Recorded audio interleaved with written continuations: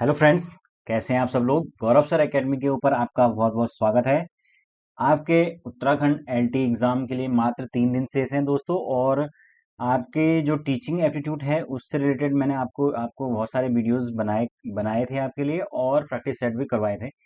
लेकिन दोस्तों उसके बाद मैं किसी वजह से वीडियोस नहीं बना पाया था। लेकिन अब हम 2 या 3 दिन के अंदर जितना भी हो सकता है एक बार फिर से टीचिंग जो एप्टीट्यूड है उसको पूरा रिवाइज कर लेते हैं, ठीक है। तो जितना भी हो सकता है मैं अपनी तरफ से पढ़ाने की कोशिश करूंगा। और आप लोगों ने आई होप अभी तक तो सारा पढ़ ही लिया होगा, लेकिन फिर भी एक तरह से आप दोबारा से चीजें देख लेंगे तो उससे आपको फायदा ही मिलेगा, नुकसान तो कुछ होगा ही नहीं, है ना। तो इसीलिए हम शुरू करते हैं इस वीडियो को। और जैसा कि मैंने बात की, अब हम इस वीडियो के अंदर जितना भी हो सकता है रिवाइज करने की कोशिश करेंगे। और 2 या 3 वीडियो के अंदर मैं कल या परसों तक जो है वो पूरा का पूरा जितना भी हो सकता है वो रिवाइज कराने की कोशिश करूंगा। और उसके बाद अगर टाइम लगेगा तो प्रैक्टिस भी 1-2 सेट करवा दूंगा, ठीक है। तो आप लोग वीडियो को ध्यान से देखिए, थोड़ा वीडियो लंबी हो सकती है तो इसीलिए आपको थोड़ा पेशेंस बना के रखना होगा। और आपको मैं जानता हूँ कि थोड़ा लंबी जो वीडियोस होती हैं उनको देखना थोड़ा मुश्किल होता है, लेकिन आप थोड़ा थोड़ा ब्रेक लेकर देख सकते हैं, ठीक है। तो चलिए दोस्तों शुरू करते हैं हमारा आज का वीडियो। तो सबसे पहले हम बात करेंगे आज की वीडियो के अंदर पर्सनालिटी या व्यक्तित्व की, ठीक है। वैसे तो देखो टॉपिक तो इसमें बहुत सारे हैं और सारे ही टॉपिक जो हैं वो बहुत ज़्यादा इंपॉर्टेंट हैं दोस्तों। लेकिन यहाँ पर मैंने रेंडमली जो है वो चूज किए हैं, तो इसलिए कोई क्रमवार टॉपिक नहीं लगे हुए हैं, लेकिन जो भी टॉपिक्स हैं वो सारे के सारे आ जाए, ठीक है। देखते हैं व्यक्तित्व या पर्सनालिटी के अंदर क्या चीज़ थी। शिक्षा का जो लक्ष्य है व्यक्तित्व का सर्वांगीण विकास करना है। यानी कि एक मनुष्य के जो व्यक्तित्व है उसका ओवरऑल जो डेवलपमेंट है वो हमारी शिक्षा का लक्ष्य है, तो ये आप जानते हैं।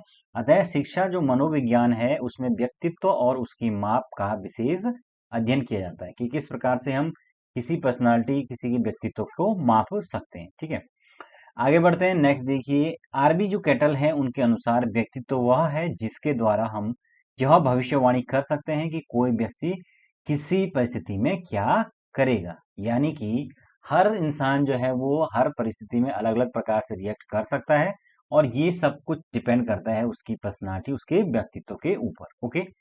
तो ये सिंपल सी बातें हैं, आई होप आप लोग समझ पा रहे होंगे। आगे बढ़ते हैं, व्यक्तित्व के निर्धारक तत्व। आखिर कौन कौन से ऐसे तत्व होते हैं जो किसी व्यक्ति के जो व्यक्तित्व यानी पर्सनालिटी को निर्धारण करने में महत्वपूर्ण भूमिका अदा करते हैं। सबसे पहला आता है जैविकीय निर्धारक यानी कि बायोलॉजिकल फैक्टर।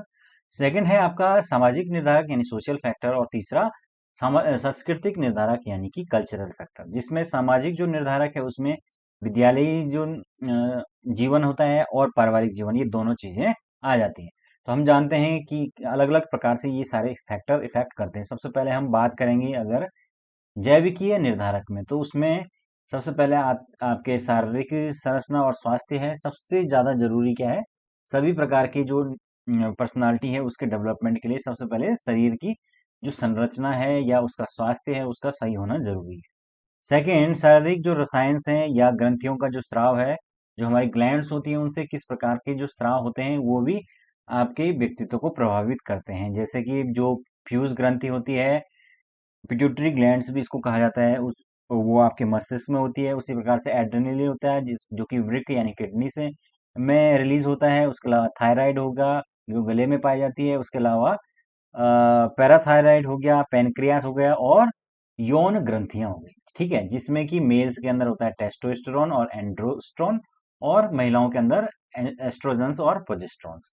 तो बेसिकली ये जो हार्मोन्स होते हैं ये नियंत्रित करते हैं व्यक्ति के व्यवहार को और अल्टीमेटली उसके व्यक्तित्व को। आगे बढ़ते हैं। और परिपक्वता ये भी व्यक्तित्व को प्रभावित करती है, और जनन संबंधी शारीरिक निर्धारक ये करते हैं प्रभावित। आगे बढ़ते हैं, नेक्स्ट सामाजिक निर्धारक सोशल फैक्टर्स कौन कौन से हैं। इसमें आते हैं माता पिता एवं बालक का आपस में संबंध किस प्रकार से, पारिवारिक जो वातावरण किस प्रकार का है, परिवार का आकार कितना बड़ा है, छोटा परिवार है, संयुक्त परिवार है, किस प्रकार का है, परिवार की आर्थिक स्थिति कैसी है, और विद्यालय संबंधी निर्धारक यानी कि विद्यालय का स्तर किस प्रकार के है, वहां पर किस प्रकार का वातावरण प्रोवाइड किया जाता है। नेक्स्ट है आपका सांस्कृतिक निर्धारक या कल्चरल फैक्टर्स। तो प्रत्येक जो प्रदेश के लोग या बच्चे अपनी संस्कृति के अनुरूप शारीरिक मानसिक सामाजिक विकास क्रमों में विभिन्नताएं रखते हैं। तो आप जानते हैं कि संस्कृति जो है वो बालक को पूरी तरीके से प्रभावित करती है, क्योंकि जैसे जैसे बालक बड़ा होता है तो वो अपने समाज के जो रीति रिवाज, उनके उत्तरदायित्व होते हैं, उनके उत्सव, धार्मिक क्रियाकलाप, इन सभी में भाग लेता है, उनको पूरा करता है। और ये इनको करते हुए वो क्या करता है, उसकी पर्सनालिटी के अंदर, उसके व्यक्तित्व के अंदर वो चीजें आ जाती हैं और वो उसके व्यक्तित्व के निर्धारण में महत्वपूर्ण भूमिका निभाते हैं। ठीक है, आगे बढ़ते हैं। नेक्स्ट, व्यक्तित्व के प्रकार, टाइप्स ऑफ पर्सनालिटीज। किस प्रकार के व्यक्तित्व के प्रकार होते हैं? पहला है हिपोक्रेटस का वर्गीकरण। अलग अलग प्रकार के जो वर्गीकरण है वो किए गए हैं।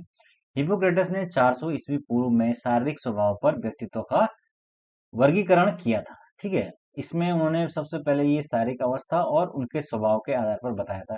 जैसे कि कफ प्रकृति वाले किस प्रकार से जो है स्वभाव में होते हैं, चिड़चिड़े या संवेगात्मक रूप से कमजोर होते हैं, परंतु शारीरिक रूप से शक्तिमान होते हैं।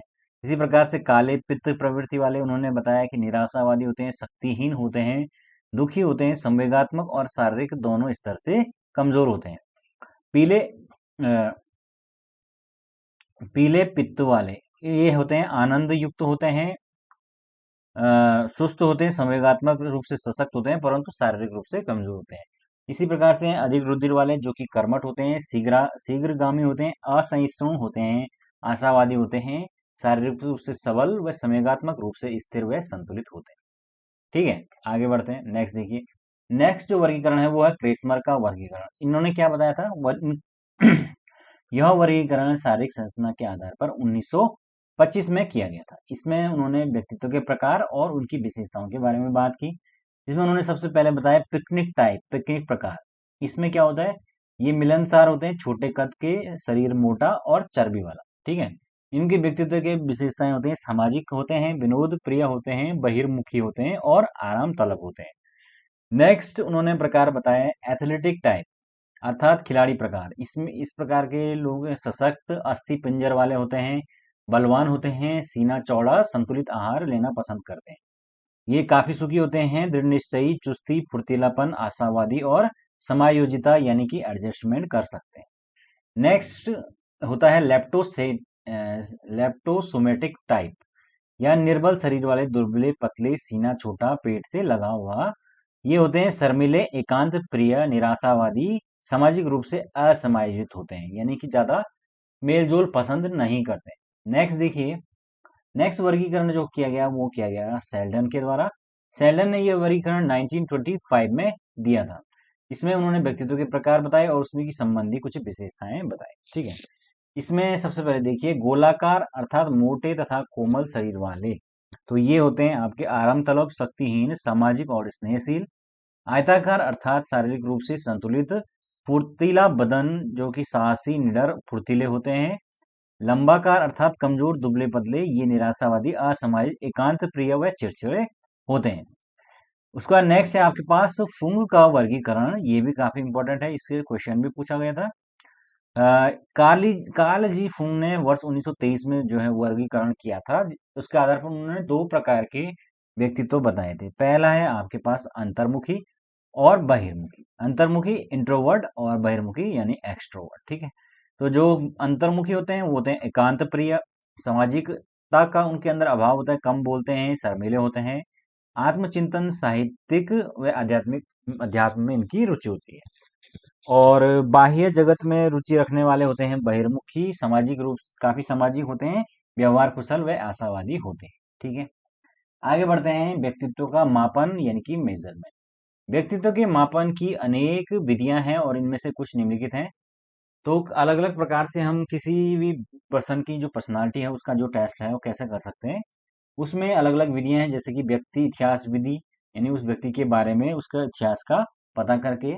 साक्षात्कार विधि यानी कि इंटरव्यू मेथड। रेटिंग स्केल, समाज मिति रेटिंग स्केल में क्या होता है, किसी व्यक्ति के व्यक्तित्व के मूल्यांकन के लिए उसके आसपास जो उसके नजदीकी व्यक्ति हैं उनका उनका एक तरह से मत लिया जाता है। अलग अलग एक रेटिंग स्केल पर उनका उनके व्यक्ति से संबंधित उससे प्रश्न किए जाते हैं जो उनके करीबी लोग हैं, और उसके आधार पर उनका मूल्यांकन किया जाता है। समाज मिति यानी सोशोमेट्री मेथड, इसके जन्मदाता हैं J.L. मैरिनो। तो इन्होंने इसमें व्यक्ति के सामाजिक जो पक्ष है, सोशल जो एस्पेक्ट्स है, उसका मूल्यांकन किया जाता है। नेक्स्ट है आपके पास परिस्थिति वश परक परीक्षण। तो इसमें क्या है, इसमें व्यक्ति को किसी विशेष परिस्थिति को देकर व्यक्तित्व का परीक्षण एवं मूल्यांकन किया जाता है। तो इस प्रकार के परिस्थिति वश परीक्षण अक्सर इंटरव्यू इंटरव्यू में या आर्मी टेस्ट के अंदर होते हैं, जहां पर सिचुएशन बेस्ड कंडीशन देकर आपसे आपका परीक्षण किया जाता है कि आप उस टाइम पर किस प्रकार का निर्णय लेंगे। फिर है आपके पास आत्मकथा विधि, यानी कि आपका सेल्फ अपनी आत्मकथा लिखना, उससे भी काफी हद तक आपकी पर्सनालिटी का पता चलता है। उसके बाद है व्यक्ति व्यक्ति परिसूची, किसी व्यक्ति विशेषता की विशेषता से संबंधित उससे प्रश्नोत्तर किए जाते हैं। फिर है आपके पास प्रक्षेपण विधियां, यानी प्रोजेक्शन मेथड्स इनको कहा जाता है। इसमें व्यक्ति के अचेतन मन के व्यवहार का अध्ययन किया जाता है। तो अचेतन मन को हम कहते हैं एब्स्ट्रैक्ट माइंड। अचेतन मन के अंदर वो चीजें होती हैं जिन पर हमारा कंट्रोल नहीं होता है, लेकिन सेल्फ वो क्या होती है, अंदर छुपी हुई होती हैं, और वो खुद ब खुद जो है रिफ्लेक्ट होती है हमारी पर्सनालिटी के अंदर। उसके अंदर उसके लिए जो है अलग अलग प्रकार के टेस्ट किए जाते हैं, जैसे रोशा का शाही धब्बा परीक्षण, खेल विधि, वाक्य पूरा करना आदि विधियों का प्रयोग होता है। तो इस प्रकार के टेस्ट आर्मी के अंदर भी आपने देखे होंगे, जिसमें कि वो अलग अलग प्रकार की तस्वीरें दिखाते हैं, और उससे आपके माइंड का पता चलता है कि आप उस तस्वीर को देखकर क्या दिमाग में इमेज में आते हैं। तो प्रत्येक जो स्टूडेंट होता है या प्रत्येक जो एस्पिरेंट होता है, वो अपने हिसाब से उसमें बताता है, जो उसके पर्सनालिटी में जो चीज रिफ्लेक्ट होती है वो उसमें दिखाता है। ठीक है, नेक्स्ट देखिए, फ्राइड का व्यक्तित्व सिद्धांत। जो सिगमंड फ्राइड है, उनके व्यक्तित्व सिद्धांत को आप लोगों ने पढ़ा होगा, सीटेट में भी ये बहुत ज्यादा पूछा जाता है। तो जो सिगमंड फ्राइड हैं वो एक मनोचिकित्सक थे, आप जानते हैं, और उन्होंने जो है अलग अलग मन की जो है बेसिकली 3 अवस्थाओं के बारे में बात की थी। तो पहली अवस्था है आपका चेतन मन, कॉन्शियस माइंड। सेकंड अचेतन मन, अनकॉन्शियस। और तीसरा अर्ध चेतन या हाफ कॉन्शियस। और उसके अलावा उन्होंने चेतन मन, तो आप जानते हैं जो प्रेजेंट में जो चीजें चल रही है वो हमारे चेतन मन यानी कॉन्शियस माइंड का भाग होते हैं, और अचेतन मन का भाग जो है हमारे पास ऐसी चीजें होती हैं जो कि मतलब हम भूल जाते हैं, लेकिन हम उनको अगर रिमाइंड करने की कोशिश करें तो वो रिमाइंड हो सकती हैं। तो वो अचेतन मन का पार्ट हो गए, सॉरी अर्ध चेतन मन का पार्ट हो गए।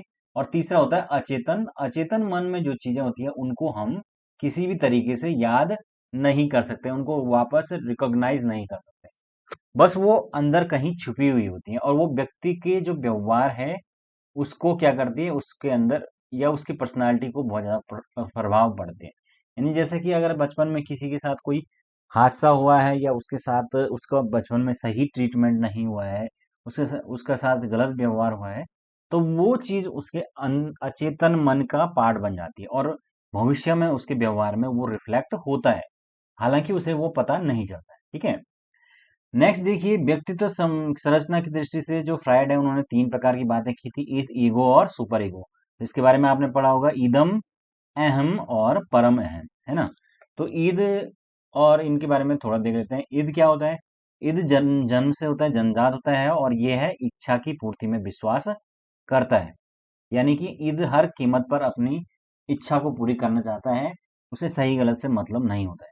फिर ईगो होता है जो कि हमारे व्यवहार पर नियंत्रण करता है, और तीसरी कंडीशन होती है सुपर ईगो की, जो कि एक आइडियल कंडीशन है, जिसमें व्यक्ति, अब यह सबसे देर में जो है सुपर ईगो डेवलप होता है, जिसमें व्यक्ति आदर्शवाद की स्थिति में होता है, यानी कि वो हमेशा सामाजिक नियमों को बनाए रखने में विश्वास रखता है। तो ईद और सुपर ईगो के बीच की जो कंडीशन है वो ईगो होती है, जो कि इच्छाओं और वास्तविकताओं के बीच में संतुलन को बनाए रखती है। नेक्स्ट उन्होंने फ्राइड ने एक और बात की थी, लिबिडो। लिबिडो क्या होता है? लिबिडो, फ्राइड ने काम शक्ति को लिबिडो कहा था।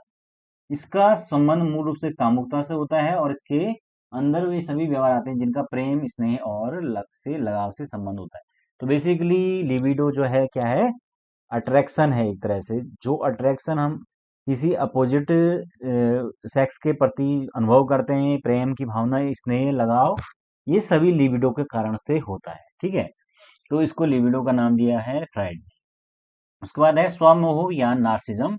नार्सिसिज्म कहते हैं इसको, जिसमें कि बच्चा अपने ही रूप के ऊपर मोहित होकर खुद से जो है वो प्रेम करता है, तो उसको स्वमोह या नार्सिसिज्म की स्थिति कहते हैं। ठीक है, नेक्स्ट है आपके पास दो और चीजें उन्होंने बोली थी फ्राइड ने, वो है मूल प्रवृत्तियां जो मनुष्य के अंदर होती है, यानी कि इंस्टिंक्ट्स जिनको कहते हैं, जिनमें उन्होंने दो प्रकार की बात की थी, जीवन मूल प्रवृत्तियां और मृत्यु मूलक प्रवृत्तियां, यानी कि लाइफ इंस्टिंक्ट और डेथ इंस्टिंक्ट। तो बेसिकली जीवन मूल प्रवृत्तियों के अंदर उन्होंने बोला था कि व्यक्ति जो है इस जब इस प्रकार की इंस्टिंक्ट्स व्यक्ति के अंदर आती है तो उसके अंदर उत्साह जो है या आपका इच्छा और एक सकारात्मक भावनाएं आती हैं, जबकि मृत्यु मूलक प्रवृत्तियों के अंदर उसके अंदर क्रोध, दमन और घृणा, इस प्रकार की जो भावनाएं हैं वो प्रबल हावी होती हैं। नेक्स्ट देखिए मानकीकृत उपलब्धि परीक्षण। तो इसमें अलग अलग प्रकार के जो टेस्ट हैं, जो अचीवमेंट टेस्ट होते हैं, ये परीक्षण विदेशी संस्थानों जैसे educational testing services, science research associates द्वारा निर्मित किए गए हैं, जिसमें कि अलग अलग प्रकार के टेस्ट होते हैं। ठीक है, तो ये खैर उतना इम्पोर्टेंट नहीं है इस एग्जाम के पर्पज के लिए, जिसमें कि आपका वर्ल्ड एसोसिएशन टेस्ट है, अलग अलग प्रकार के वर्ड्स जोड़कर किया जाता है। उसके अलावा है विषय आत्म बोधन परीक्षण, थीमेटिक एप्रिसिएशन टेस्ट इसको कहा जाता है। 1935 में मर्रे द्वारा हार्वर्ड में इसका विकास किया गया था। ठीक है, उसके अलावा सेंटेंस कंप्लीशन टेस्ट होता है, जिसमें बेसिकली आधे अधूरे वाक्य होते हैं और उनको अनुभव के आधार पर पूरा करना होता है। फिर इसका रोसांक जो है उसका एक परीक्षण है, रोसांक का स्याही धब्बा परीक्षण, तो ये भी काफी इंपॉर्टेंट माना जाता है। तो इस प्रकार के अलग अलग परीक्षण किए जाते हैं व्यक्तित्व के निर्धारण के लिए। उसके अलावा व्यक्तित्व की अगर हम विशेषताओं की बात करें तो व्यक्तित्व शब्द में अनेक विशेषताएं निहित हैं। व्यक्तित्व की मुख्य विशेषताएं निम्न हैं, जैसे कि क्या क्या विशेषताएं होती हैं पर्सनालिटी के अंदर। पहला है आत्मचेतना, दूसरा सामाजिकता, यानी कि कितना सोशल है कोई। फिर आपके पास है नेक्स्ट निर्देशित लक्ष्य प्राप्ति, फिर है सामंजस्य एडजस्टमेंट करना, और उसके बाद है दृढ़ इच्छा शक्ति और विकास की निरंतरता। तो ये सारे लक्षण आपके व्यक्तित्व के अंदर होते हैं। नेक्स्ट है व्यक्तित्व को प्रभावित करने वाले कारक। किसी भी इंसान का जो पर्सनालिटी या व्यक्तित्व है वो किन किन फैक्टर्स से अफेक्ट हो सकता है। तो अलग अलग फैक्टर्स हो सकते हैं, जैसे कि वंशानुक्रम, किस प्रकार की हेरिडिटी है उससे प्रभावित हो सकता है। दैहिक प्रवृत्तियों का क्रम, है ना, दैहिक प्रवृत्तियां यानी कि शरीर में जो प्रवृत्तियां होती हैं। शारीरिक रचना किस प्रकार की है उससे रिलेटेड हो सकता है। मानसिक योग्यता क्या है उस पर रिलेटेड हो सकता है। विशिष्ट रुचि का प्रभाव हो सकता है। परिवार का प्रभाव पड़ सकता है। भौतिक जो वातावरण है उसके आसपास का उसका प्रभाव पड़ सकता है, और विद्यालय का प्रभाव पड़ सकता है। तो ये सारी चीजें जो है किसी व्यक्ति के पर्सनालिटी में महत्वपूर्ण भूमिका निभाते हैं। ठीक है, नेक्स्ट देखिए मापन एवं मूल्यांकन का अर्थ एवं प्रयोजन।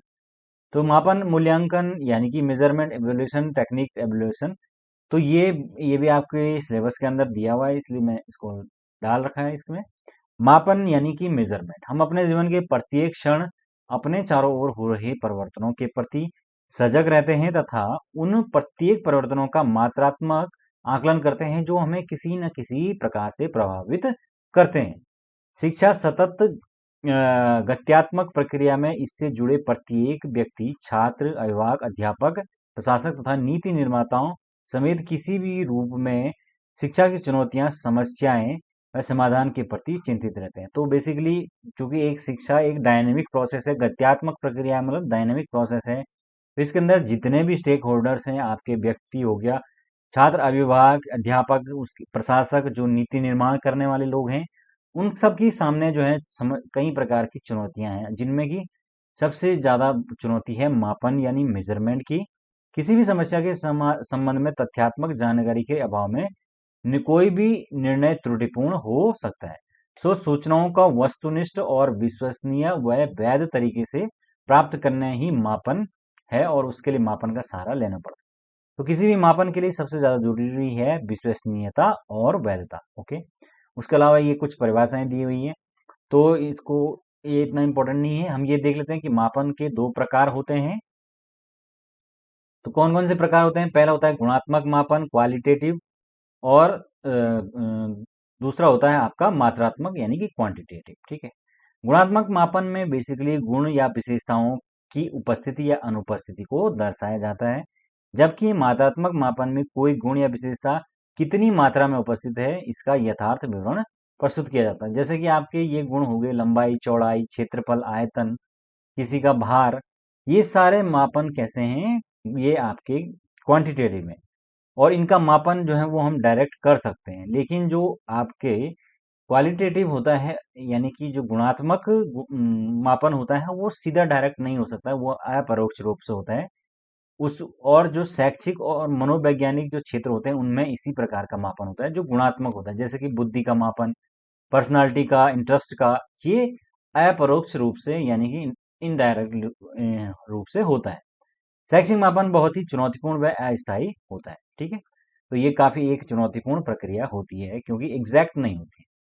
फिर आपके पास नेक्स्ट है चर, तो वेरिएबल्स जिनकी बात हो रही है, तो ये खैर इतना इम्पोर्टेंट नहीं है। इसमें ये इम्पोर्टेंट बात है कि चर जो यानी कि जो वेरिएबल्स हैं वो दो प्रकार के होते हैं। पहला होता है गुणात्मक और दूसरा मात्रात्मक।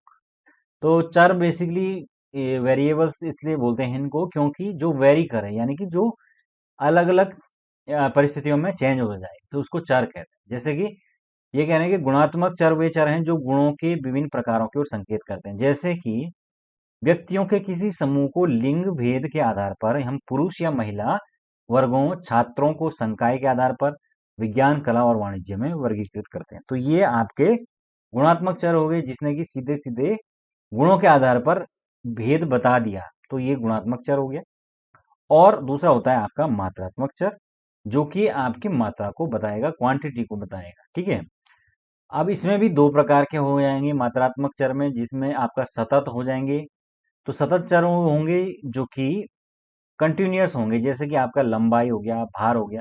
तो ये हमेशा कंटिन्यू दो मानों के बीच में मान धारण कर सकते हैं। जैसे कि लंबाई अगर किसी की होगी तो वो एग्जैक्ट हो सकती है, ठीक है ना, या पॉइंट में भी हो सकती है। जैसे कि आपका किसी की जो लंबाई है वो ऐसे भी हो सकती है कि 52.5 हो, इस तरीके से हो सकता है, या भार हो सकता है 55.5 हो, है ना।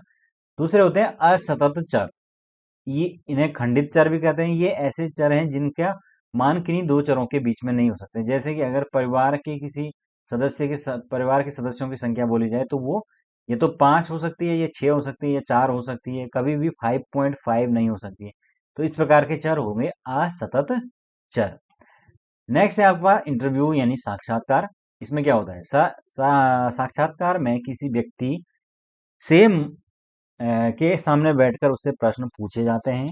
तो ये आप जानते हैं, और जब हम इसको शिक्षा के क्षेत्र में करते हैं तो उसी को क्या कहा जाता है, मौखिकी या वाइवा कहा जाता है। अब ये भी दो प्रकार के होते हैं। एक तो होता है प्रमापीकृत या संरचित साक्षात्कार, जिसमें कि जो पूछे जाने वाले प्रश्न होते हैं उनका क्रम पहले से या भाषा निर्धारित पूर्व निर्धारित होती है। दूसरा होते हैं प्रमापीकृत या असंरक्षित साक्षात्कार, जिसमें जो कि लोचशील व मुक्त होते हैं, यानी कि इनमें जो क्रम होता है या अ, जो पैटर्न होता है ये टोटल फ्री होता है, यानी इसमें जो एरिया है वो वाइड होता है, और जो इंटरव्यू लेने वाला है उस पे ऊपर डिपेंड करता है कि वो आपसे क्या पूछे, वो टोटल डिपेंड उस पर करता है। ठीक है, नेक्स्ट देखिए, प्रश्न करते समय साक्षात्कारकर्ता को ध्यान रखना चाहिए कि क्या क्या चीजें ध्यान रखनी चाहिए कि वही प्रश्न क्रमबद्ध होना चाहिए, प्रश्न सरल स्पष्ट होने चाहिए, प्रश्न साक्षात्कारकर्ता की भावनाओं को ठेस ना पहुंचाने वाले होने चाहिए, यानी कि उनके पर्सनल उस पर टिप्पणी नहीं होनी चाहिए। साक्षात्कार देने वाले को अपनी अभिव्यक्ति का उचित अवसर प्रदान किया जाना चाहिए, यानी कि पर्याप्त मौका उसको उसको अपनी पर्सनालिटी को उभारने का दिया जाना चाहिए। साक्षात्कार का की समाप्ति मधुर वातावरण में धन्यवाद के साथ होनी चाहिए। ओके, नेक्स्ट शैक्षिक मापन की संकल्पना। तो ये सारा थ्योरेटिकल है, इतना ज्यादा इंपॉर्टेंट नहीं है, इसको रहने देते हैं। हम इसमें देखते हैं मापन के स्तर। मापन के क्या क्या स्तर होते हैं, तो एस जो स्टीवेंस हैं उन्होंने मापन की यथार्थता के आधार पर मापन के 4 स्तर बताए हैं। ठीक है, कौन कौन से स्तर हैं, पहला है नाम मात्र का स्तर, दूसरा क्रमित, तीसरा आंतरिक और चौथा आनुपातिक। तो क्या क्या होते हैं देख लेते हैं। सबसे पहले नाम मात्र का स्तर, तो ये सबसे कम परिमार्जित स्तर है का मापन है, और इस प्रकार का मापन किसी गुण अथवा विशेषता के आधार पर होता है, यानी कि सबसे मोटा मोटा जो है ये इस मापन कर पाता है। जैसे कि अगर बात करें गुणों के विभिन्न प्रकारों के को कोई नाम या संकेत प्रदान करना, जैसे हम निवास के आधार पर बोल सकते हैं कि कोई शहरी है या ग्रामीण है।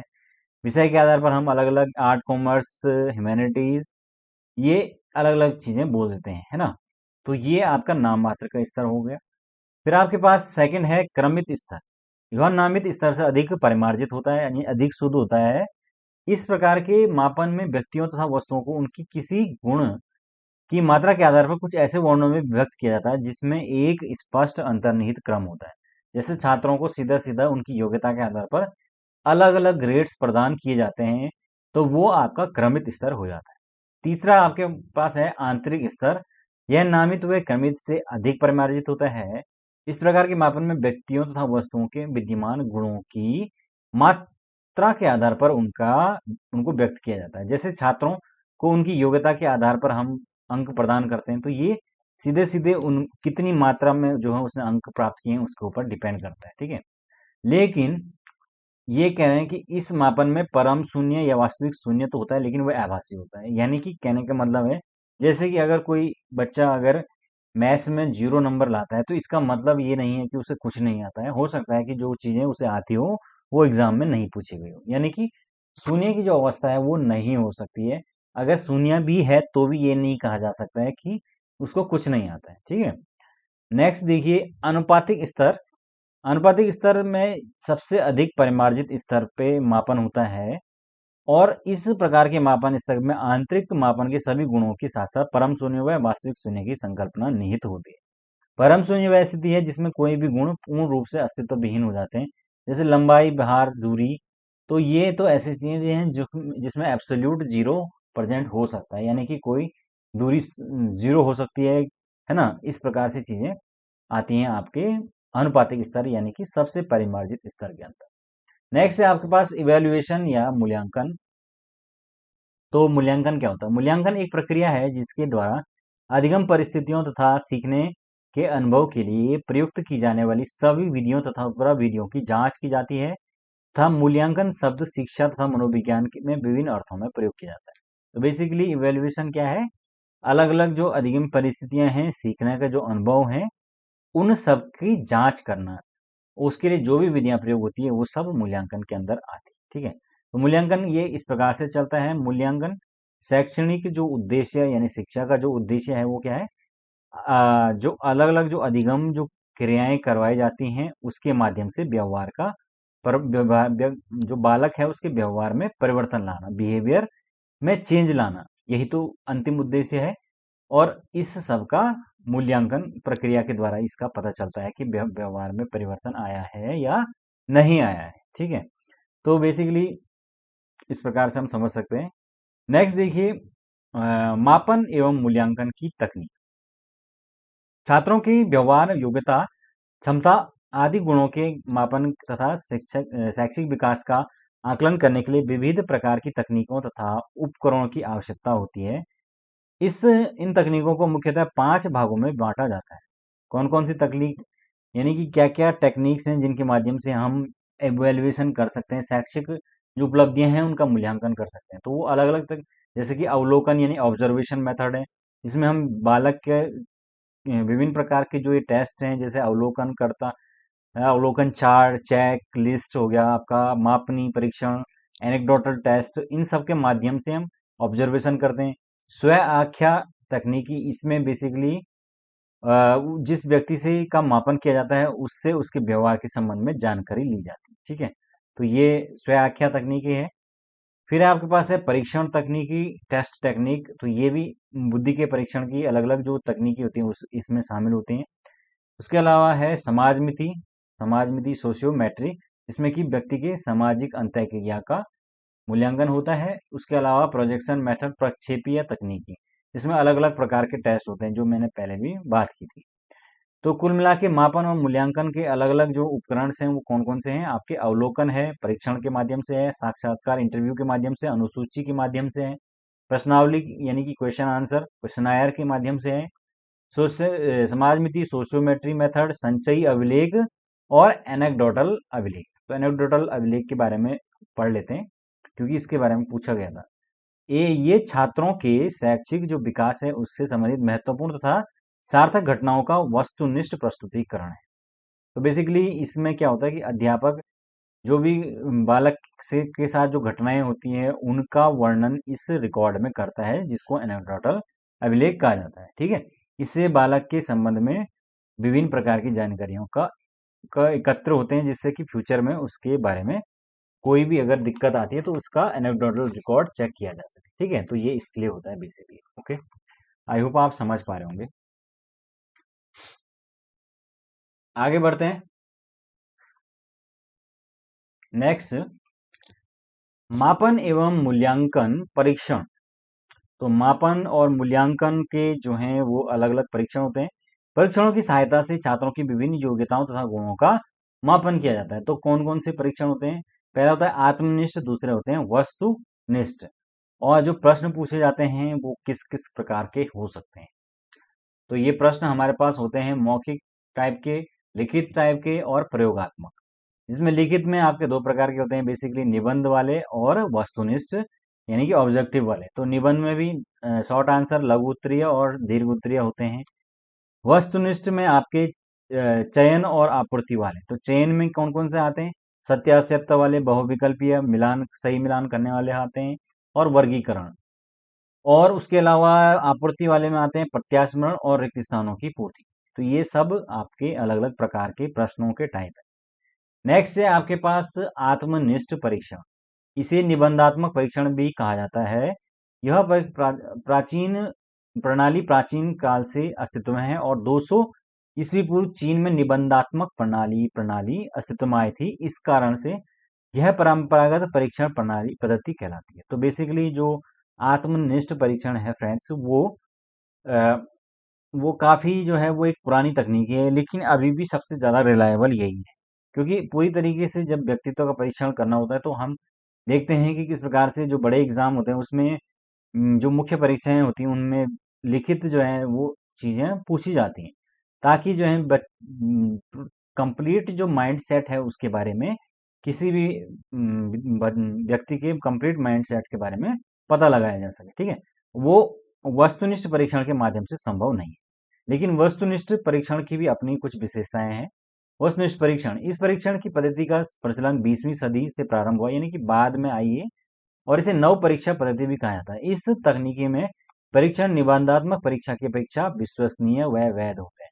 तो सबसे मेन बात यही होती है कि वस्तुनिष्ठ परीक्षण ज्यादा रिलायबल और ज्यादा वैलिडेटेड होते हैं, क्योंकि उनमें आपका जो प्रश्न होते हैं वो कैसे होते हैं?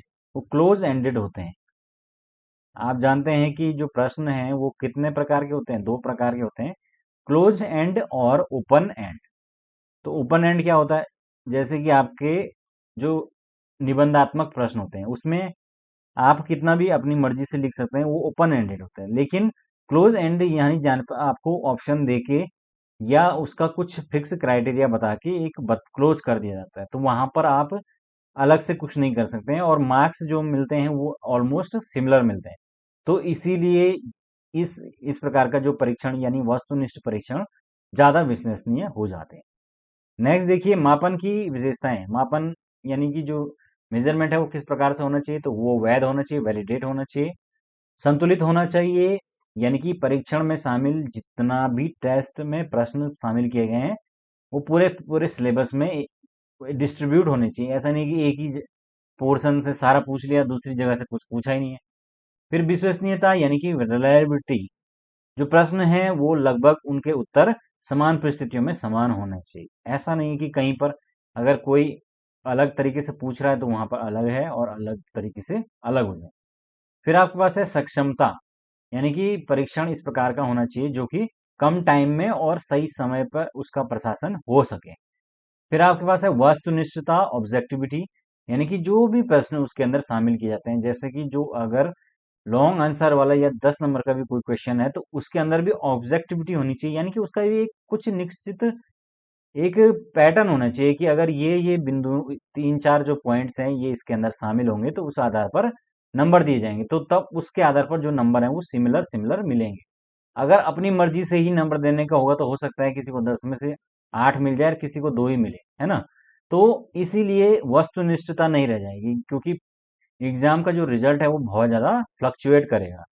अगर वस्तुनिष्ठता होगी तो रिजल्ट ऑलमोस्ट ऐसा रहेगा कि जिन बच्चों ने जो सिमिलर पॉइंट्स होते हैं वो अगर उसमें डाले हैं तो उसका उनको उतने मार्क्स मिलेंगे ही मिलेंगे। तो ये होती वस्तुनिष्ठता फिर आपके पास गतिशीलता, परीक्षण में सम्मिलित प्रश्नों की संख्या इतनी हो कि छात्र तय समय पर प्रश्नों को हल कर लेते हैं तो इसका परीक्षण उचित माना जाएगा। ठीक है। फिर है न्याय मुक्तता, परीक्षण में सभी छात्रों को अपनी वास्तविक योग्यता के प्रदर्शन की समान तथा उपयुक्त अवसर प्रदान होना चाहिए। यानी कि बेसिकली सभी प्रकार के बच्चों के लिए उसमें प्रश्न होने चाहिए। ऐसा नहीं कि बहुत ज्यादा हल्के क्वेश्चन हो जाएं या बहुत ज्यादा टफ क्वेश्चन हो जाएं। नेक्स्ट देखिए निष्पादन परीक्षण या आउटकम टेस्ट जिसको कहते हैं। तो इसमें भी अलग अलग विधियां हैं, जैसे कि पिंटरनर पैटरसन का क्रियात्मक मानदंड परीक्षण है, इसके अंदर आता है। फिर आता है मेरिल पामर का ब्लॉक बिल्डिंग टेस्ट आता है। फिर आपके पास है पोर्टियस जो है उनका भूल भुलैया परीक्षण आता है। और उसके अलावा ये कुछ बातें हैं इसके अंदर, ये कुछ खास इंपॉर्टेंट नहीं है, हालांकि पूछा जा सकता है। इंपॉर्टेंट फैक्ट ये भी छोड़ दीजिए, आगे बढ़ते हैं। नेक्स्ट देखते हैं हम सतत एवं व्यापक मूल्यांकन, कंटिन्यूअस एवं कॉम्प्रिहेंसिव इवेल्युएशन। तो ये बहुत ज्यादा इंपॉर्टेंट है। ठीक है, कंटिन्यूअस एंड कॉम्प्रिहेंसिव इवेल्युएशन। तो बेसिकली हम इसमें बहुत ज़्यादा डिटेल में इसकी ज़्यादा बात तो नहीं करेंगे, क्योंकि हम जानते हैं ऑलरेडी कि सतत मूल्यांकन क्या होता है। थोड़ा थोड़ा बात कर लेते हैं। सतत मूल्यांकन एक ऐसा मूल्यांकन होता है जिसमें कि शिक्षार्थियों को अध्ययन एवं अध्यापन करने के साथ साथ इनके अनुभव और व्यवहार में होने वाले परिवर्तनों का लगातार मूल्यांकन किया जाता है। तो लगातार क्या चेंजेस आ रहे हैं बालक के अंदर, उसका मूल्यांकन करना ही सतत मूल्यांकन कहलाता है। ठीक है, कितना पढ़ाया, कितना समझ में आया, इसका लगातार मूल्यांकन होता है। इसका क्या महत्व है, तो महत्व आप जानते हैं, इससे बालक की जो योग्यता है, उनकी उन्नति है, उसके कितना उसके डेवलपमेंट हो पा रहा है, इसकी वास्तविक जो जानकारी है उससे उसका पता सतत मूल्यांकन के माध्यम से लगता है। अब इसकी कौन कौन सी विधियां होती है, सतत मूल्यांकन के लिए कुछ विधियां होती हैं। सतत मूल्यांकन के लिए अनेक प्रकार की विधियों का प्रयोग किया जाता है, जैसे कि सत्र परीक्षा, सेशन टेस्ट होते हैं, यूनिट टेस्ट होते हैं, मंथली टेस्ट होते हैं, सेमेस्टर एग्जाम होते हैं। तो ये सब इसीलिए होते हैं सतत मूल्यांकन हो पाए। जैसे कि आपने देखा था कि पहले हर जगह जो है वो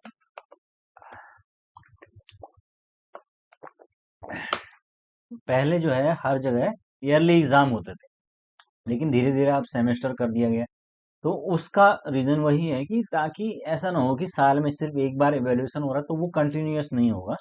अगर हर 6 महीने में इवेल्युएशन हो और उसके बीच में भी जो है उनका जो यूनिट टेस्ट है वो होते रहे, तो उसको कहेंगे सतत और व्यापक मूल्यांकन, है ना, सतत मूल्यांकन, सॉरी। नेक्स्ट देखिए सतत मूल्यांकन के क्या क्या एरियाज होते हैं। तो इसमें क्या क्या जो है बेसिकली मूल्यांकन किया जाता है। तो छात्र की अभिरुचि यानी कि एटीट्यूड, उसकी सृजनात्मकता यानी क्रिएटिविटी, उसके ज्ञान की पारिवारिक रुचियां, बोध यानी अंडरस्टैंडिंग, व्यक्तिगत रुचियां इंडिविजुअल इंटरेस्ट, शारीरिक जो स्थिति और उसके स्वास्थ्य का मूल्यांकन, अनुप्रयोग, विद्यार्थी की जो शैक्षिक उपलब्धियां हैं उनका मूल्यांकन, विद्यार्थी की त्रुटियों का मूल्यांकन, ये सारे काम जो है उसमें किए जाते हैं। उसके बाद हम बात करेंगे व्यापक मूल्यांकन यानी कि कॉम्प्रिहेंसिव इवैल्यूएशन। बालक के अधिगम को किसी न किसी रूप में प्रभावित करने वाले सूक्ष्म, स्थूल या प्रत्यक्ष अप्रत्यक्ष अनेक पक्ष होते हैं, और बेसिकली उन सभी पक्षों का मूल्यांकन करना ही व्यापक मूल्यांकन कहलाता है। तो इसमें बेसिकली बालक के जो व्यक्तित्व है उसके सभी पक्षों का मूल्यांकन होता है, जिसमें आपका ज्ञानात्मक पक्ष, संज्ञानात्मक यानी कि कॉग्निटिव जो एस्पेक्ट है उसका मूल्यांकन होगा, भावनात्मक इमोशनल, कौशलात्मक यानी कि स्किल वाला, और सामाजिक सोशल, इन सभी पक्षों का मूल्यांकन होता है, और उसी को हम कहते हैं आपका continuous and comprehensive evaluation. Next देखिए बच्चों में वृद्धि एवं विकास में आनुवंशिकी एवं वातावरण का क्या प्रभाव होता है। तो आप जानते हैं कि वृद्धि और विकास के बारे में ज़्यादा बताने की जरूरत नहीं है। तो वृद्धि में बेसिकली क्या होता है कि जो बालक है उसके शरीर के अंदर जो संरचनात्मक चेंज है, उसकी लंबाई में, भार, मोटाई, इन सब चीज़ों के अंदर चेंज आता है, और जो निश्चित आय तक चलता है उसके बाद यह रुक जाता है। और इसकी कुछ खास बातें भी होती हैं, जैसे कि विकास की वृद्धि जो है वो विकास की प्रक्रिया का एक चरण होता है, एक स्टेप होता है। ठीक है, उसके अलावा बालक की जो वृद्धि है वो यह आवश्यक नहीं कि उसमें विकास भी हो रहा होगा, है ना। दूसरा, अगर हम बात करें विकास की यानी कि ग्रोथ की, तो ग्रोथ तो लाइफ टाइम जो है वो चलती रहती है, जीवन पर्यंत चलने वाली प्रक्रिया है। क्योंकि ग्रोथ के अंदर जो है वो सारे के सारे एस्पेक्ट्स चेंज जो है एस्पेक्ट जो है वो आते हैं, ठीक है। तो इसके अंदर ऐसा नहीं है कि बालक अगर कोई ज्ञान ले रहा है, अगर 60 साल की उम्र में भी हमने किसी चीज से कुछ सबक लिया है किसी ने, और वो कुछ उसके अंदर परिवर्तन आया है, तो वो भी विकास ही हुआ एक तरह से, है ना। कई लोग आपने देखा होगा पहले बहुत दुष्ट होते हैं, लेकिन जैसे जैसे उनको वो थोड़ा बूढ़े होते हैं तो धीरे धीरे उनको थोड़ा सही होने लग जाते हैं, उनका अकल आ जाती है। तो वो क्या हुआ, वो भी एक तरह से विकास ही हुआ, है ना। तो इस प्रकार से के जो विकास की प्रक्रिया है उसमें क्रियात्मक, संज्ञानात्मक, भाषागत, संवेदनात्मक, शारीरिक, सामाजिक विकास, सभी प्रकार के विकास के अंदर शामिल होते हैं, ठीक है। नेक्स्ट देखिए, विकास के अभिलक्षण क्या क्या इसके अभिलक्षण होते हैं। तो ये कुछ अलग अलग इसकी कुछ विशेषताएं, जैसे कि बहु आयामी यानी मल्टी डायमेंशनल होता है, लचीला होता है यानी फ्लेक्सिबल, यानी कि हो सकता है कि किसी क्षेत्र में ज्यादा विकास हो जाए, किसी क्षेत्र में बालक का कम विकास हो, तो ये फ्लेक्सिबिलिटी होती है। फिर सामान्य से विशिष्ट की ओर, सरल से जटिल की ओर जाता है, ये आप जानते हैं। इसकी मात्रात्मक व गुणात्मक दोनों ही परिवर्तन इसके अंदर हो सकते हैं। किशोरावस्था में शरीर के जो संवेगात्मक, सामाजिक और संज्ञानात्मक जो परिवर्तन होते हैं वो सबसे ज्यादा तेजी से होते हैं, ये आप जानते हैं। और विकास की जो गति है उसमें जो अंतर होता है वो पर्सन टू वेरी पर्सन जो है वो अलग अलग वेरी कर सकता है, जिसको हम व्यक्तिगत अंतर और इंडिविजुअल डिफरेंसेस कहते हैं, ठीक है। फिर इसके अंदर ये अंतर जो है अभी हमने डिस्कस कर ही लिया, अब आप समझ गए होंगे, ज्यादा डिटेल में जाने की जरूरत नहीं है। हाँ, इसको जो प्रभावित करने वाले फैक्टर्स हैं कुछ, वो देख लेते हैं। क्या फैक्टर्स ऐसे हो सकते हैं जो वृद्धि और विकास को प्रभावित कर सकते हैं। तो इसमें आपका न्यूट्रिशन, पोषण, जैसे कि आपने देखा होगा कई बच्चे अगर उनको सही पोषण नहीं मिलता है तो वो माल न्यूट्रिशन का शिकार हो जाते हैं। तो अगर माल न्यूट्रिशन का शिकार हो गए तो फिर सही से विकास नहीं हो पाएगा। फिर है आपके पास ग्रोथ, वृद्धि, ये भी डिपेंड करती है वंशानुक्रम, हेरिडिटी, सेक्स। इसमें देखिए जैसे कि फीमेल और मेल, तो इसमें अलग अलग विकास के अलग अलग इनके क्रम होते हैं। आपने देखा होगा कि जो महिलाएं हैं या फीमेल है, उसमें किशोर अवस्था में तेजी से चेंज आते हैं, ज्यादा परिपक्वता देखी जाती है, जबकि पुरुषों में वो थोड़ा लेट आती है। तो इस प्रकार से ये वेरी करता है। फिर है आपके पास वायु एवं प्रकाश, तो ये भी काफी हद तक बहुत ज्यादा डिपेंड करता है। अगर आप किसी को ऐसी जगह पर रहते हैं जहां पर सही से वायु नहीं मिलती, सही से लाइट धूप नहीं आती है, तो उससे क्या होगा, बालक की जो ग्रोथ है या उसके विकास पर फर्क पड़ जाएगा। अंतःस्रावी ग्रंथियां यानी एंडोक्राइन जो ग्लैंड्स हैं वो, उनसे किस प्रकार से श्रावण होता है, इसमें बेसिकली हार्मोन्स जो है वो किस प्रकार का सीक्रेशन है, ये भी आपके विकास पर को प्रभावित करते हैं। शारीरिक जो क्रियाएं, फिजिकल एक्टिविटी कैसी करते हैं, वो भी विकास को प्रभावित करता है। तो ये विकास को प्रभावित करने वाले कुछ इंपॉर्टेंट फैक्टर्स हैं, और ये फैक्टर्स तो बेसिकली हम इनको क्यों पढ़ रहे हैं, वैसे तो ये सारी की सारी थ्योरीज हैं, आपको होगी ये सब हम क्यों पढ़ रहे हैं, क्योंकि जो सीडीपी आती है एलटी की एग्जाम के अंदर, या जितने भी एग्जाम्स होते हैं उसमें जहां भी पेडागोजी या टीचिंग एप्टीट्यूड आता है, उसके अंदर एक खास बात जरूर होती है कि वो अंडरस्टैंडिंग पे बेस है, कि आप कितना अंडरस्टैंड कर पाते हो एक ह्यूमन साइकोलॉजी, है ना। अगर आप में वो अंडरस्टैंडिंग डेवलप होगी तो सारे क्वेश्चन आप कर सकते हैं, क्योंकि सीटेट में तो इसमें रिटर्न तो वाले क्वेश्चन आते हैं, डायरेक्ट पूछे जाते हैं। लेकिन कंपटीशन में कहीं भी किसी भी टीचिंग एग्जाम में डायरेक्ट क्वेश्चन तो नहीं पूछा जाएगा, इनडायरेक्टली पूछा जाएगा, और वहां पर आप अपने आप को as a teacher, as a parent या कुछ भी रखकर आप इस तरीके से सोचें, तब जाके आप उनको कर पाएंगे। यानी कि बेसिकली आप अंडरस्टैंडिंग जब डेवलप करेंगे उसकी, तब जाके आपको उसको सही अटेम्प्ट करने की स्थिति में होंगे, ठीक है। तो बेसिकली हम आगे बढ़ते हैं, हम बात करेंगे वृद्धि की अवस्था। अब इसमें कुछ टॉपिक ऐसे हैं दोस्तों जो अंडरस्टैंडिंग बेसिस हैं, जैसे बहुत सारे बच्चे मुझे कह रहे थे कि सर आपने सामंजस्य नहीं पढ़ा है। अब सामंजस्य का मतलब क्या होता है, सामंजस्य क्या होता है, एडजस्टमेंट तो होता है, एडजस्टमेंट। जो बच्चा जो है वो समाज के साथ या अपने पीयर ग्रुप के साथ सही से एडजस्ट कर लेता है तो उसका समायोजन हो जाता है। जो नहीं कर पाता है वो बच्चे क्या हो जाते हैं, कुसमायोजित हो जाते हैं। तो वही है सामंजस्य। अब इसके लिए पूरा चैप्टर पढ़ने की जरूरत नहीं है, ये अंडरस्टैंडिंग बेस वाला टॉपिक, कुछ टॉपिक तो इसके अंदर ऐसे हैं जो अंडरस्टैंडिंग बेस है, जैसे कि मैंने जो नवाचार वाला टॉपिक है वो नहीं बताया था अलग से, तो नवाचार के अंदर ये मैंने पहले ही बता रखा आपको कि शिक्षा के अंदर जो नवीन चीजें होती हैं वो सब नवाचार के अंदर आती हैं। ठीक है, शिक्षा के अंदर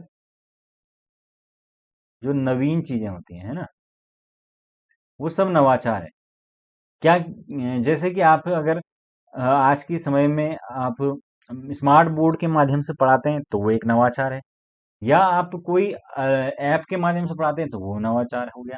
स्कूलों के अंदर आपने देखा होगा कि बीच में एक वो चलता है, कई जगह अभी भी वो चीज होती है कि स्कूल की जो बिल्डिंग्स हैं उनको ही पूरा का पूरा BALA प्रोग्राम के अंदर, यानी कि बिल्डिंग एज लर्निंग, पूरा का पूरा जो पूरी बिल्डिंग है उसको कहीं ABCD लिख दिया, कहीं ए जो है वो टेबल्स लिख दी, तो पूरी की पूरी जो बिल्डिंग है वो ही बच्चों के पढ़ने के लिए जो है इस्तेमाल हो रही। तो ये भी क्या है, क्रिएटिविटी है। जहां पर भी कुछ नई चीज एजुकेशन के अंदर प्रयोग हो रही है, वो सारे के सारे जो है वो शिक्षा के नवाचार के अंदर आती है। सिंपल सी बात है, ठीक है। तो इसमें ऐसा कुछ नहीं है कि जो हम अलग से डिस्कस करें, है ना। जैसे कि और क्या हो सकता है नवाचार, जैसे कि केरल जो है उसमें एक जो टीचर है उन्होंने क्या किया था, उन्होंने अपने बच्चों के जो कॉपीज हैं उनके ऊपर सारे स्कैन करके QR कोड लगवा दिए थे, और उस प्रत्येक बच्चे की जो कॉपी है उसके QR कोड को स्कैन करके इस आसानी से जो है ब्लैक बोर्ड पर उस लेसन को पढ़ा जा सकता था या देखा जा सकता था। तो इसके लिए उनको ग्लोबल टीचर अवार्ड भी मिला है। ठीक है, तो इस तरीके से कुछ भी क्रिएटिविटी जिसके माध्यम से आप बेहतर तरीके से बच्चों को पढ़ा सकते हैं वो सब नवाचार के अंदर आता है। ठीक है, तो इसमें कोई अलग से समझने वाली बात नहीं। अब हम बात करेंगे अगर वृद्धि की अवस्थाओं की, तो आप जानते हैं सबसे पहले आती है शैशवावस्था, जिसको हम क्या कहते हैं, इन्फेंसी स्टेज, जो कि जन्म से लेकर 2 साल की अवस्था को कहते हैं। फिर आप क्या आती है, ये जो इन्फेंसी स्टेज है इसमें तीव्र शारीरिक व मानसिक विकास होता है, ये हम पहले भी बात कर चुके हैं। फिर आपके पास है बाल्यावस्था, बाल्यकाल यानी चाइल्डहुड, जिसमें कि पहला आता है अर्ली चाइल्डहुड, 2 से 6 वर्ष तक होता है। फिर है आपका पोस्ट चाइल्डहुड, 6 से 12 वर्ष तक। कहीं इसको 6 से 10 भी मिलेगा आपको।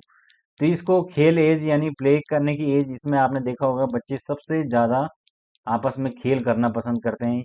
इस टाइम पर हमें जो है खेलना कितना ज्यादा पसंद होता था, हमें ऐसा लगता था कि हम और ज्यादा देर खेलेंगे, या छुपन छुपाई और ये सब खेल जो है वो हम खेलते थे।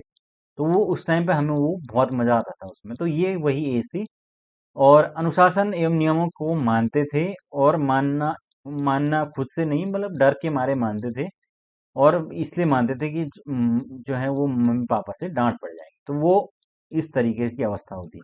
और खोजी दृष्टिकोण होता है, जाहिर सी बात है, जो है वो हम क्या करते हैं, हर चीज को तोड़ ताड़ के देखना चाहते हैं कि उसके अंदर क्या चीज होती है। फिर उसके बाद है किशोरावस्था, 12 से 18 वर्ष की अवस्था किशोरावस्था, टीनेज जिसको कहा जाता है। इसको तूफान और तनाव की अवस्था कहा जाता है, ये आप जानते हैं पहले से।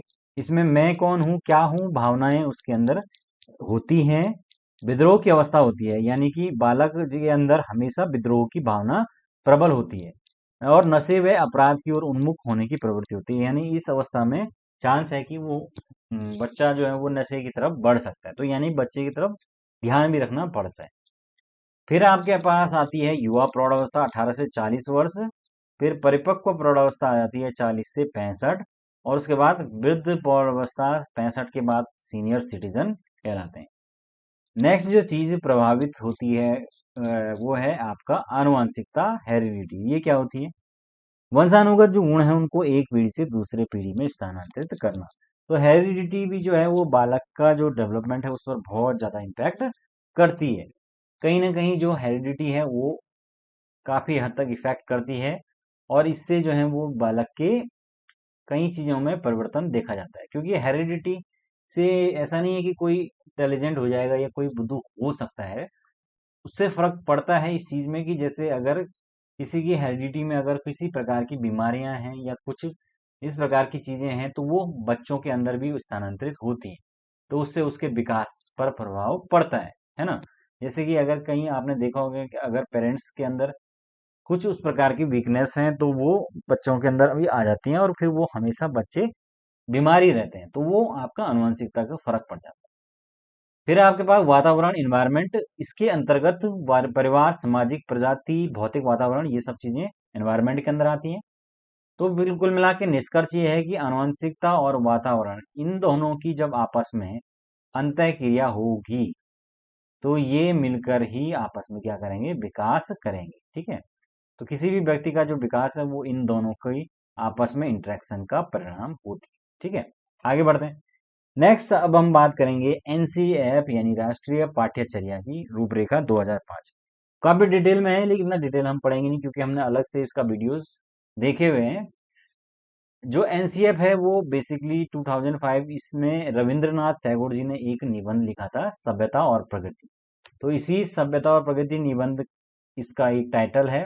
और इसी ये इसमें बेसिकली उन्होंने बताया था कि जो सृजनात्मकता है, उदार और आनंद बचपन की कुंजी है, सामाजिक न्याय और समानता की संवैधानिक मूल्यों पर आधारित एक धर्मनिरपेक्ष समता मूलक और बहुलतावादी समाज के आदर्श से प्रेरणा लेते हुए इस दस्तावेज में शिक्षा के कुछ व्यापक उद्देश्य निर्धारित किए गए। तो बेसिकली इसमें हमारा जो समाज है, सोसाइटी है, उसमें उन्होंने बोला है कि जो हमारा सोसाइटी है या हमारा जो डेमोक्रेसी है वो कैसे है, एक इस प्रकार के समाज के निर्माण की बात करती है जो कि सेकुलर हो, समतामूलक हो यानी कि सबको समान अधिकार देता हो, और बहुलतावादी हो यानी कि सभी प्रकार की संस्कृतियों की रिस्पेक्ट करता हो।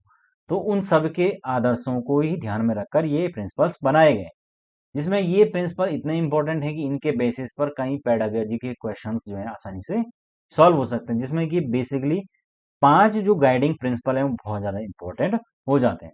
तो इसमें क्या क्या गाइडिंग प्रिंसिपल, इसमें सबसे पहला तो यही है कि ज्ञान को स्कूल के बाहर के जीवन से जोड़ा जाए, यानी कि जो पढ़ाई किताब में है उसको आम जीवन से किस प्रकार से कनेक्ट करके बताया जाए, है ना।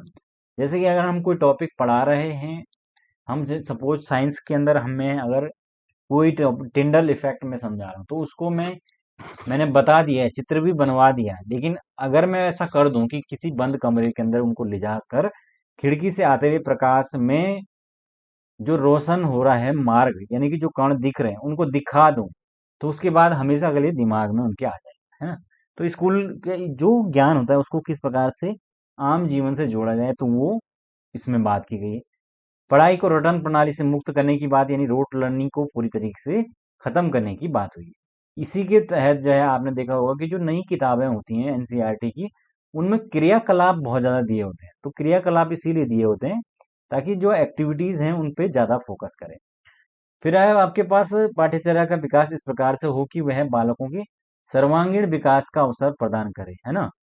तो ज्यादा से ज्यादा उनका विकास हो पाए इसके लिए पाठ्यचर्या में हर प्रकार की जो है चीजें शामिल की जाए। ठीक है, इसीलिए जो है स्पेक्ट्रम को और वाइड किया जा रहा है। ठीक है ना, आपने देखा होगा कि अब नए नए सब्जेक्ट इंट्रोड्यूस हो रहे हैं, और फिर आपका स्ट्रीम भी आप खत्म कर दी गई है नई एजुकेशन पॉलिसी में। तो वो इसीलिए है कि ताकि एक फिक्स कोई बाउंडेशन ना हो और हम अपनी मर्जी से चूज कर पाए और अपने सब्जेक्ट इंटरेस्ट के सब्जेक्टों को चूज करके ज्यादा से ज्यादा अच्छा कर पाए। ठीक है, फिर आपके पास है पढ़ाई। अच्छा ये तो आ गया, ये एक तो यहाँ पर होना चाहिए था कि जो कक्षा है उसको क्रियाकलाप से जोड़ा जाए। ठीक है, करा यानी कि लर्निंग बाय डूइंग, ज्यादा से ज्यादा जो है वो जो क्लास में जो भी चीजें पढ़ाई जाएं वो क्रियाकलाप के माध्यम से पढ़ाई जाएं, और इस प्रकार से पढ़ाने से क्या होगा, बच्चों के अंदर वो चीजें स्वतः ग्रहण होंगी। फिर आपके पास राष्ट्रीय मूल्यों के प्रति आस्थावान विद्यार्थी तैयार हों तथा राष्ट्रीय महत्व के बिंदुओं को पाठ्यक्रम में शामिल किया जाए। तो बेसिकली इसमें यही है कि जो हमारी कॉन्स्टिट्यूशन में डेमोक्रेटिक जो वैल्यूज दी गई हैं उन वैल्यूज को बच्चा समझ पाए और उसी के आधार पर उसका माइंडसेट डेवलप हो, है ना। जैसे कि आपने देखा होगा कि प्रत्येक बुक के आगे जो प्रियम्बल है, जो प्रस्तावना है हमारी, वो दी हुई है। तो उसका देने का मकसद क्या है, उसको देने का मकसद यही है कि बच्चा बचपन से ही एक चीज समझ जाए कि जो भारत देश है या हमारा जो कंट्री है उसमें किस प्रकार की जो वैल्यूज हैं वो उनको लेकर चलता है, ताकि उसी प्रकार का माइंडसेट उसका आगे से बन जाए। ठीक है, नेक्स्ट देखिए। तो यहाँ पर ये इसी के बारे में फिर डिटेल बातें हैं, और इसके जो प्रमुख सूत्र वाक्य है वो आपको ध्यान रखना है, वो है शिक्षा बिना बोझ के, लर्निंग विदाउट बर्डन। ठीक है, उसके अलावा इसके अंदर अलग में अगर हम डिटेल में बात करें तो 5 चैप्टरों के अंदर ये पूरा एनसीएफ डिवाइड है, जिसमें पहला है परिप्रेक्ष्य, फिर सीखना और ज्ञान, तीसरा पाठ्यचर्या के क्षेत्र, स्कूल की व्यवस्थाएं, आकलन। फिर आपके पास है विद्यालय व कक्षा का जो वातावरण, और फिर है व्यवस्थागत सुधार यानी कि इंस्टीट्यूशनल जो चेंजेस आने चाहिए। तो ये अलग अलग पूरा डिटेल से दिया हुआ है ये पूरे 5 चैप्टर्स के अंदर इस पूरे एनसीएफ को, ठीक है। तो ये चीजें मैंने आपको ऑलरेडी वीडियोस के अंदर बता रखी हैं। आगे बढ़ते हैं, नेक्स्ट देखिए, विद्यालय का कक्षा का वातावरण आप समझते हैं क्या होता है।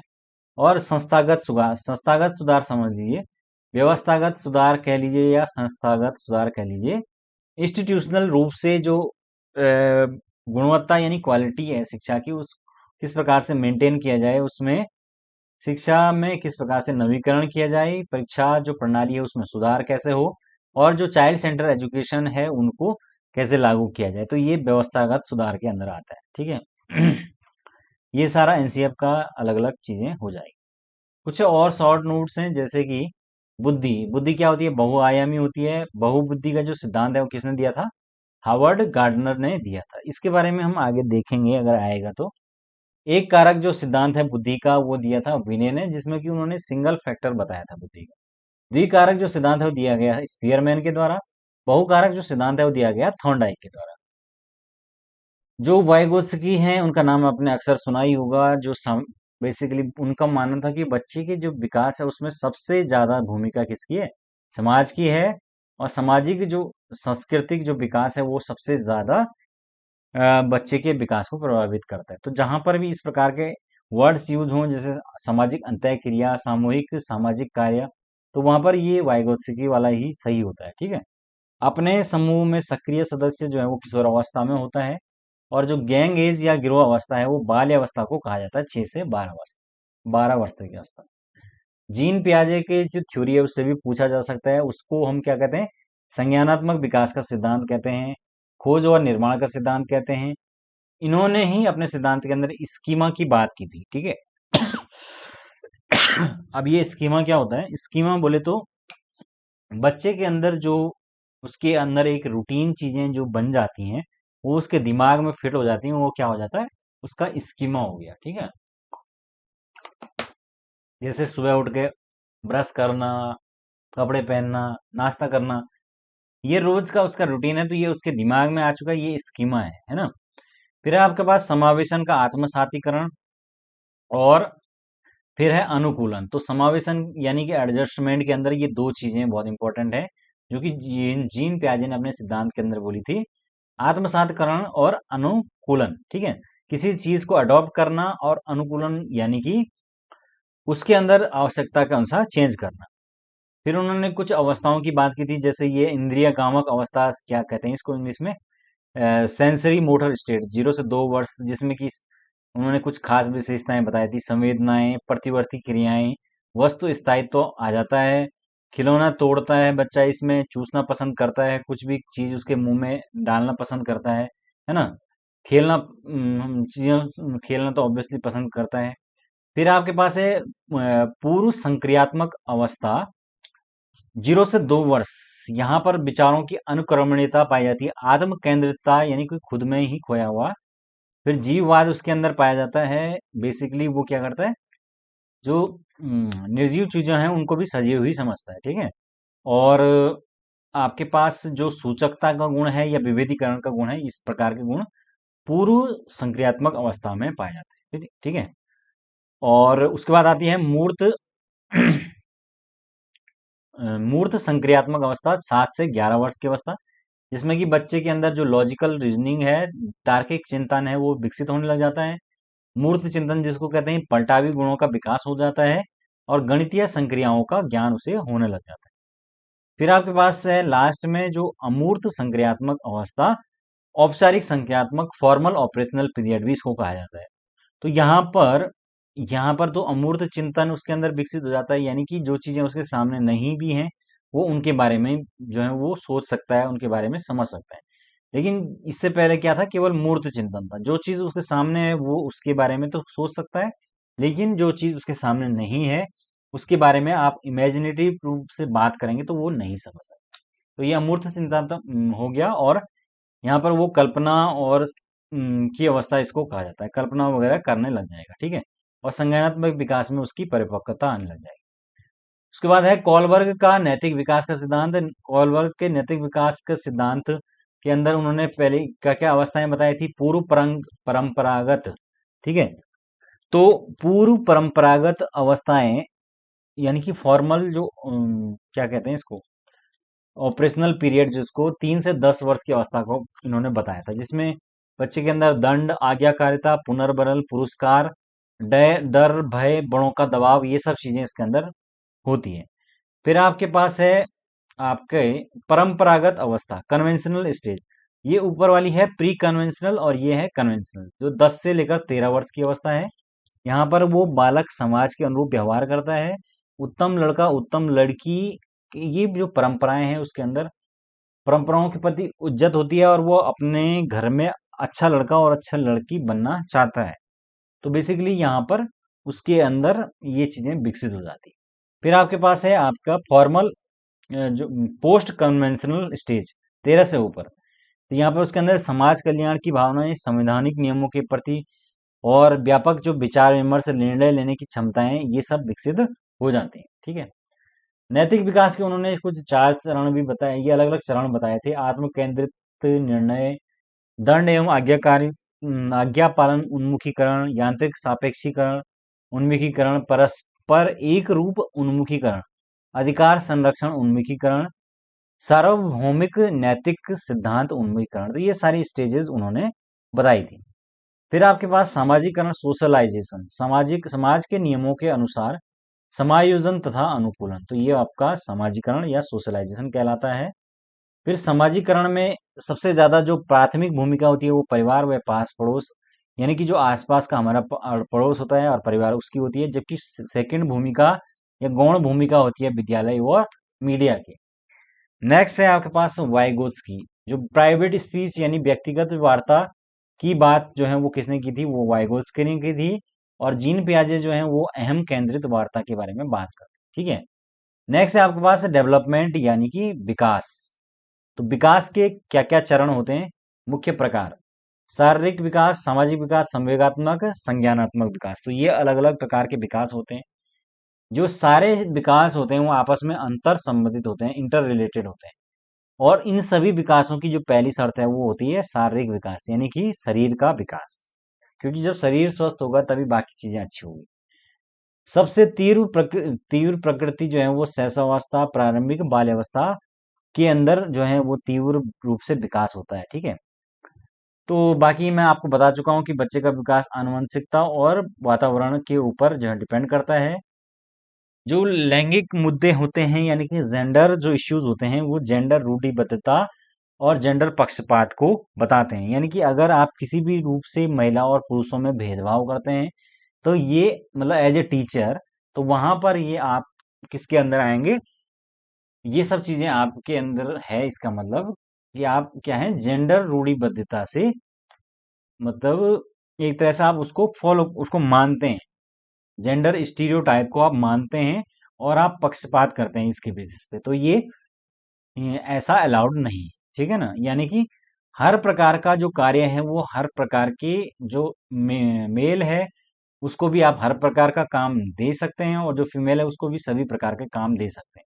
तो ये बेसिकली इसको जेंडर इक्वेलिटी कहा जाता है। जेंडर जो है वो एक सोशल स्ट्रक्चर है, ठीक है। जबकि जो अगर हम यहाँ पर लिंग आए या सेक्स आए तो वो एक बायोलॉजिकल फैक्टर है, ठीक है।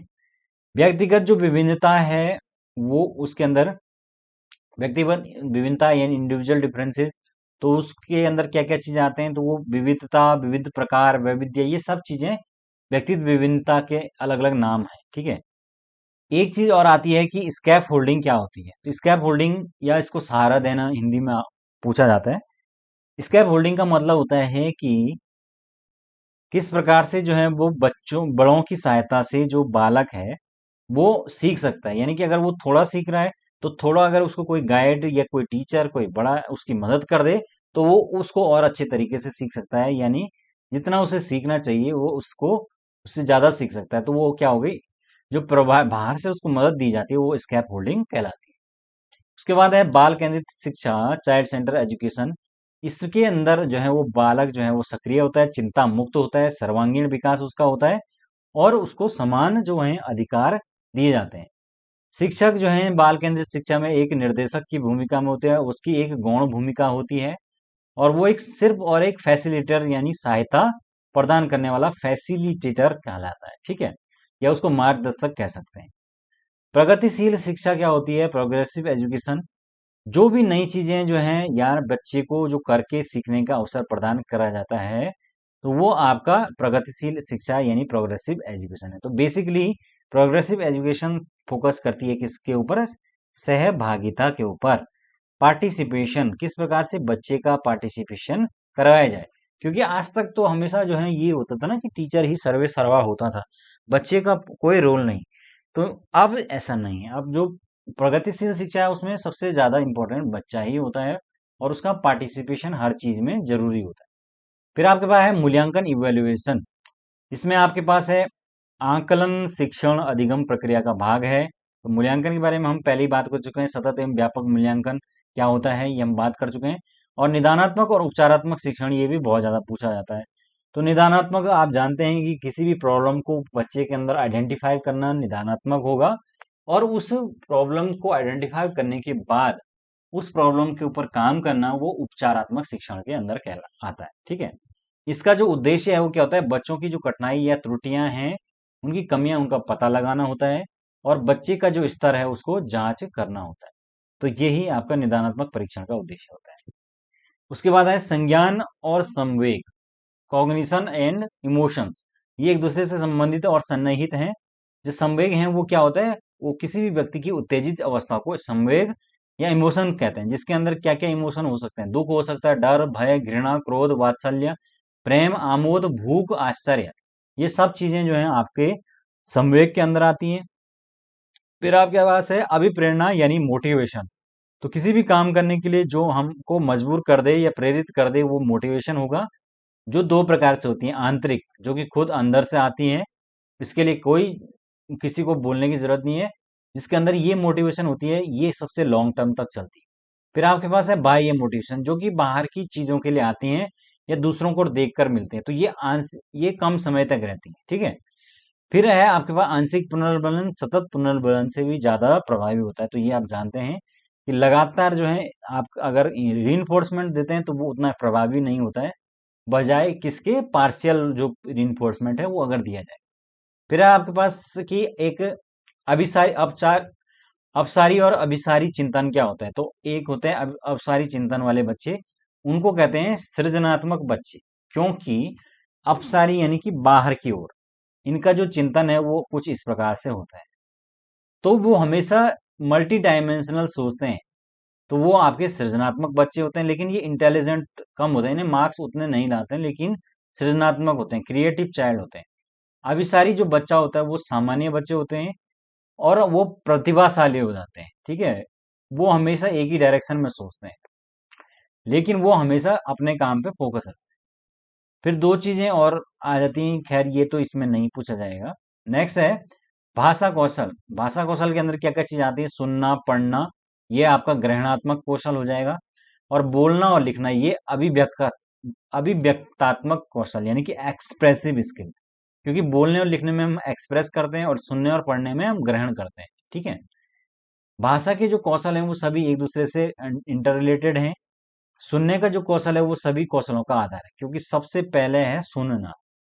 जब तक आप सुनेंगे नहीं तब तक आप समझेंगे नहीं, और जब तक आप समझेंगे नहीं तब तक आप बोलेंगे भी नहीं। तो सभी कौशलों में सबसे ज्यादा इंपॉर्टेंट क्या है? आपका सुनना, ठीक है। जैसे कि सभी प्रकार के जो विकास है उनमें सबसे ज्यादा इंपॉर्टेंट है शारीरिक विकास, उसी प्रकार से सभी प्रकार के जो कौशल है उनमें सुनना सबसे ज्यादा जरूरी है। फिर आपके पास भाषा के कौशल यानी सीखने का क्रम है LSRW, यानी listening, speaking, writing and reading and writing सबसे लास्ट में। फिर आपके पास पठन कौशल में सर्वाधिक महत्वपूर्ण है अर्थ ग्रहण, तो ये आप जानते हैं। नेक्स्ट है भाषा विविधता और बहुभाषिकता, ये किसी भी व्यक्ति के लिए या किसी भी राष्ट्र के लिए संसाधन यानी कि एक रिसोर्स के रूप में काम करती है। संज्ञानात्मक जो विकास है उसको बढ़ावा देती है, बच्चों के अधिगम में वृद्धि करती है। तो ये चीजें हैं। उसके बाद चॉम्स्की जो है उन्होंने क्या कहा था कि भाषा जो अर्जन है उसकी क्षमता बच्चे के अंदर जन्मजात पाई जाती है। मतलब चॉम्स्की जो है वो मानते थे, नॉम चॉम्स्की, कि जो मनुष्य का बच्चा है वो उसके अंदर खुद ब खुद ये क्षमता होती है कि वो भाषा को सीख पाए। तब उन्होंने कहा था कि नहीं तो जानवर का जो बच्चा है वो क्यों नहीं जो है वो भाषा को सीख पाता है, क्योंकि उसके अंदर वो क्षमता नहीं होती है अर्जन की। ठीक है। भाषा सीखने के उद्देश्य क्या है? भाषा प्रयोग और विभिन्न संदर्भों में भाषा का जो प्रयोग करना, ये भाषा सीखने के उद्देश्य हैं, और अपने विचारों की अभिव्यक्ति करना। ठीक है। तो ये चीजें इसके अंदर आ गई। बाकी जो इम्पोर्टेंट चीजें थी वो मैंने बता दी हैं। तो कुछ महत्वपूर्ण चीजें देखते हैं हम जो बहुत ज्यादा इंपॉर्टेंट है क्वेश्चंस को सॉल्व करते समय। सबसे पहले पाठ्य वस्तु को बाहरी दुनिया से जोड़ना, ये हमने पहले बात की। गतिविधियों क्रियाकलापों से अधिक जो है उनका प्रयोग करना। क्षेत्र भ्रमण पर ले जाना, पुस्तकीय ज्ञान को बाहरी जीवन से जोड़ना, बच्चे को एक्टिव रखना, सामान्य वास्तविक जानकारी उसको प्रोवाइड कराने, बच्चों को समूह परियोजना देना, यानी कि इनको एक ग्रुप प्रोजेक्ट देना ताकि उनके अंदर एक सामाजिकता की भावना डेवलप हो जाए। बच्चों की पूर्ण सहभागिता जो है वो सुनिश्चित करना। गृह कार्य या दत्त कार्य जो है, या प्रोजेक्ट वर्क, दत्त कार्य यानी प्रोजेक्ट वर्क देना, जिससे कि उसका अधिगम का विस्तार हो पाए, लर्निंग जो है वो और ज्यादा हो पाए। प्रश्न पूछना चिंतन एवं कल्पना कौशल के अंदर आता है। फिर प्राथमिक स्तर पर जो कहानियां और किस्से हैं वो क्यों सुनाए जाते हैं? बच्चे की इंटरेस्ट को डेवलप करने के लिए। ठीक है। तो ये चीजें हैं कुछ। उसके अलावा आगमन और निगमन विधि, इससे भी क्वेश्चन आते हैं। तो आगमन में जो विधि है उसमें आप जानते हैं एग्जाम्पल से रूल की तरफ चला जाता है, या विशेष से सामान्य की तरफ चला जाता है। पहले एक एग्जाम्पल दिया जाता है, फिर रूल बताया जाता है। फिर निगमन जो विधि है उसका उल्टा होता है, पहले रूल समझाया जाता है, उसके आधार पर एग्जाम्पल प्रस्तुत किया जाता है, यानी सामान्य से विशेष की ओर जाया जाता है। फिर आपके पास दो चीजें और आती हैं, विश्लेषण और संश्लेषण। विश्लेषण का मतलब होता है छोटे छोटे भागों को जो में तोड़ना और उस तरीके से पढ़ना। संश्लेषण मतलब सारे छोटे छोटे भागों को सारा एक साथ जोड़ना। तो इसमें अज्ञात से ज्ञात की तरफ चला जाता है विश्लेषण में, क्योंकि पहले जो चीज जो है अज्ञात है, छोटे छोटे चीजों को पढ़ के उन सबको एनालिसिस करके और तब उन सब का विश्लेषण करके हम उसको जान पाते हैं। तो यानी अज्ञात से ज्ञात की तरफ। संश्लेषण में हमारे पास जो चीज ऑलरेडी हमें पता है उसको हम क्या करते हैं? टुकड़ों में तोड़कर पढ़ते हैं। तो अज्ञात ज्ञात से अज्ञात की तरफ चलते हैं। ठीक है। फिर उसके अलावा ये वैन हीले का है, तो ये इसमें तो मुश्किल ही पूछा जाएगा। जो वैन हीले हैं उन्होंने इस प्रकार के स्तर बताए थे। L0 चाक्षुषीकरण, L1 विश्लेषण, L2 अनौपचारिक, औपचारिक और दृढ़ता, ये चार कुछ स्तर उन्होंने बताए थे, 5 स्तर बेसिकली। ओके। ओके। तो फाइनली हम आ चुके हैं। तो इस वीडियो के अंदर इतना ही मेरे ख्याल से डिस्कस करते हैं यार, बहुत लंबी वीडियो हो जाएगी नहीं तो। और मैं कल एक और वीडियो बनाऊंगा, इससे आगे की जो चीजें हैं उस वीडियो के अंदर डिस्कस करेंगे। ठीक है। अभी के लिए इतना काफी है। Thank you so much. Good night.